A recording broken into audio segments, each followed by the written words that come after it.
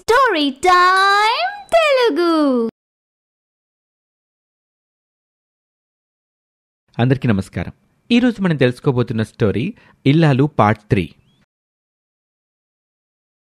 దేవుడి దయ వల్ల మీ అబ్బాయి ప్రాణాలతో అయితే బయటపడ్డాడు.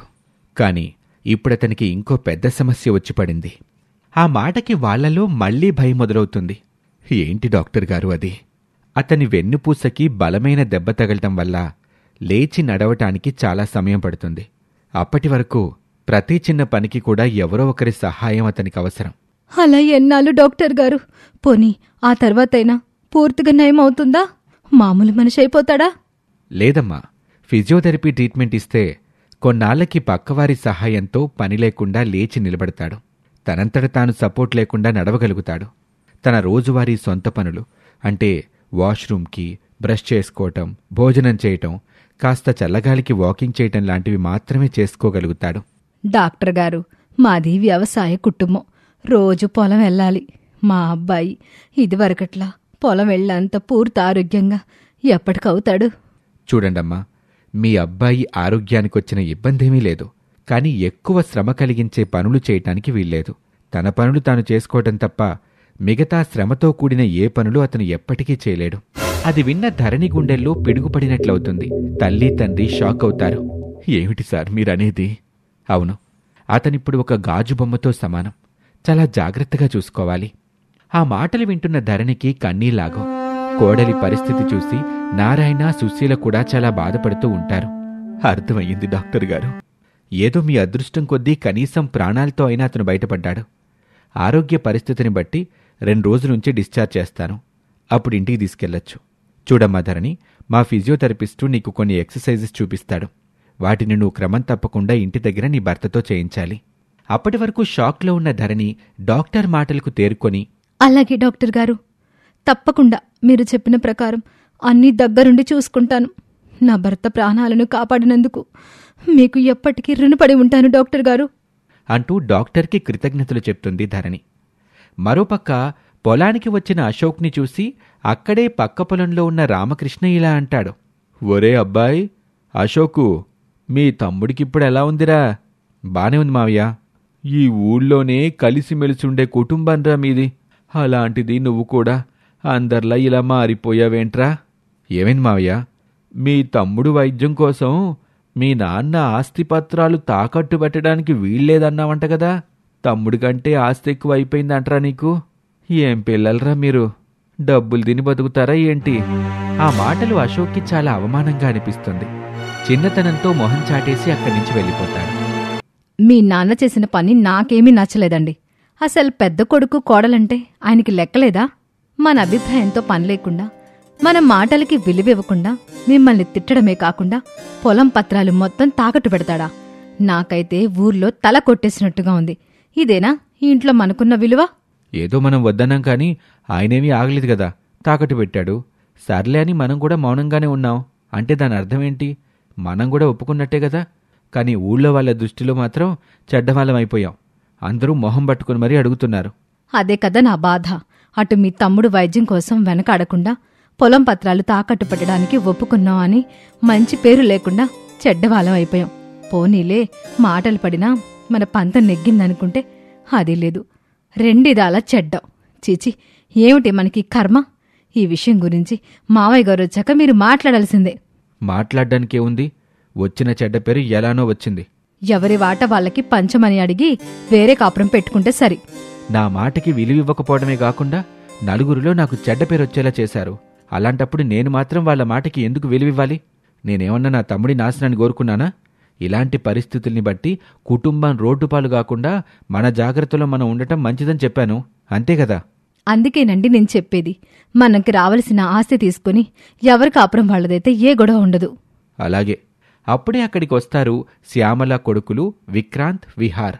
అమ్మా, తమ్ముడు చెల్లికి ఆకలి అవుతున్నట్టుంది, ఏడుస్తున్నారు. పాపం పిన్ని ఇంట్లో లేదు కదా, నువ్వొచ్చి అన్నం పెట్టు. ఒక పక్క వాళ్ళమ్మ నాన్న, మరో పక్క వీళ్ళు మమ్మల్ని పీక్కు తింటున్నారు. వాళ్లే పెట్టుకొని తింటారులే, మీరు వెళ్ళి ఆడుకోండి. అదేంటమ్మా, కొత్తగా తమ్ముడు చెల్లిపై ఎలా కోపడుతున్నావు? ఎప్పుడు నువ్వు ఇలా చేయవు కదా? అప్పుడు పరిస్థితులు వేరు, ఇప్పుడు పరిస్థితులు వేరు. చిన్నపిల్లలు, ఇప్పుడు మీకు చెప్పిన అర్థం కాదు. వెళ్ళి మీరు ఆడుకోండి అని శ్యామల అంటుంది. ఇక శ్యామల కూరగాయలేరుకుంటూ ఉంటుంది. పక్కింటి భాగ్యం, సరోజ కూడా అక్కడే ఉంటారు. ఏంటమ్మాయ్, ఊర్లో వాళ్ళందరూ అనుకుంటుంది నిజమేనా? ఏమనుకుంటున్నారు? మీ మావయ్య గారు మిమ్మల్ని తిట్టి ఆస్తిపత్రాలు గట్రా తాకట్టు పెట్టాడంట కదా? అదేం కాదు, ఎవరో మీకు తప్పుగా చెప్పారు. మా ఆయన నేను కూడా అందుకొప్పుకున్నాకే మా మావయ్య గారు అలా చేశారు. ఆ పక్కనే ఉన్న భాగ్యం, ఇంకా కప్పిపుచ్చాలని చూడకే పిల్ల, మాకంతా తెలుసు. మీ మావయ్య గారు నిన్ను మీ ఆయన్ని పూజకు పుల్లలాగా తీసి పారేసాడంటగా. అయ్యో రామా, అలాగా?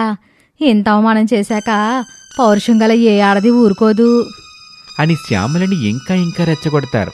పాపం, ఇక నుండి మీ మరిది ఇది వరకట్లాగా పనిచేయగలడో లేదో. భారమంతా మీ ఆయన మీద నీ మీద పడొచ్చు. ముందు చూపుంటే మంచిది. ఆ మాటలతో శ్యామల కోపంగా ఇంటికి వెళ్ళిపోతుంది.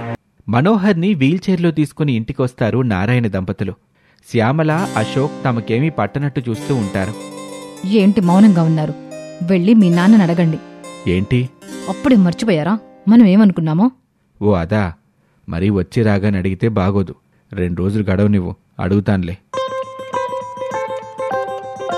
ఒరే అశోక్, పొలం ఎలా ఉంది? కలుపులు తీయించావా? నీళ్లు పెట్టావా?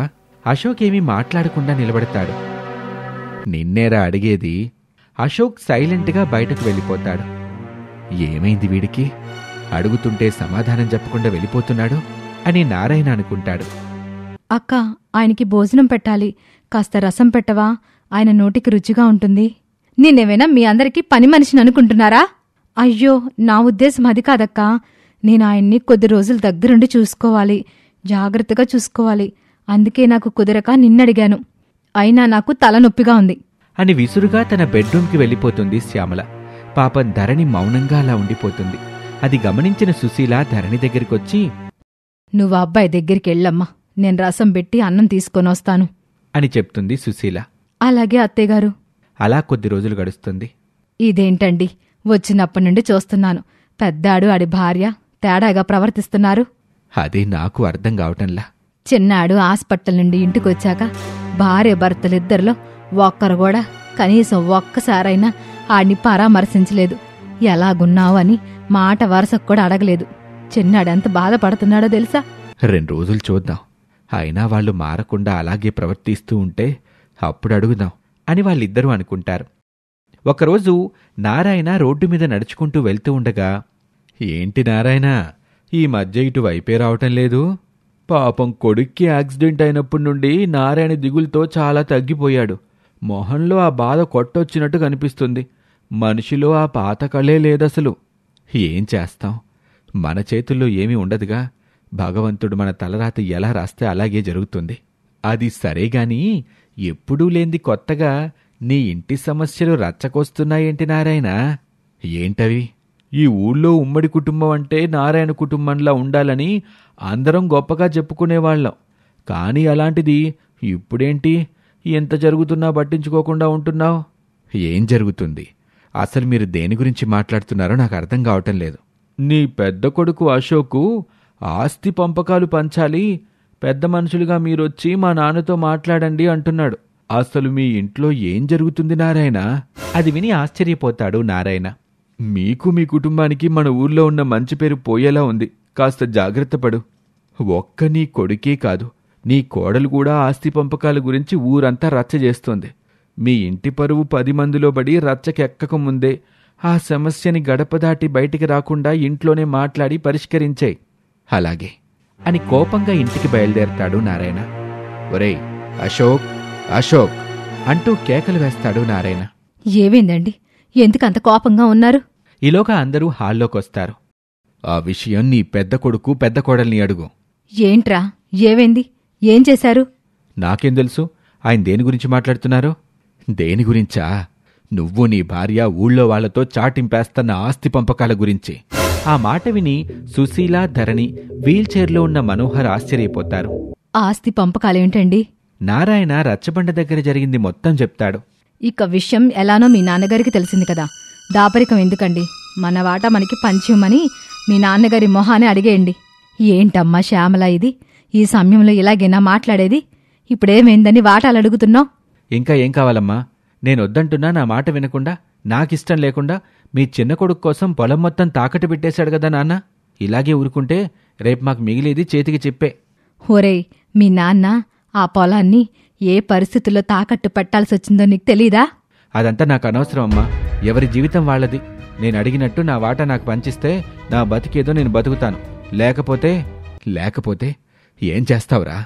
నేను బ్రతికుండగా ఆస్తి పంచి ఇవ్వటం జరగదు. ఈ ఇంటిని 2 ముక్కలు చేయటం జరగదు. ఉమ్మడి కుటుంబంలాగే అందరూ కలిసి ఉండాల్సిందే. ఆ మాటలకి కోపంతో, అంటే మేం సంతోషంగా బతకటానికి మీరు చచ్చే వరకు ఎదురు చూడాలా నాన్నా అని తండ్రిపై నోరు జారుతాడు అశోక్. ఆ మాటకి తట్టుకోలేక బాధతో నారాయణ ఉన్న చోటనే కుప్పకూలిపోతాడు. వెంటనే ధరణి ఊర్లో ఉన్న ఆర్ఎంపీ డాక్టర్కి ఫోన్ చేసి విషయం చెప్పి అర్జెంటుగా రమ్మని చెప్పటంతో ఇంటికి వచ్చిన డాక్టర్ నారాయణని చెక్ చేసి నారాయణ అప్పటికే గుండెపోటుతో చనిపోయాడు అని చెప్పటంతో ఆ కుటుంబమంతా షాక్లో ఉండిపోతారు. ఇక ఆ తర్వాత ఏం జరిగిందో వచ్చే భాగంలో చూద్దాం.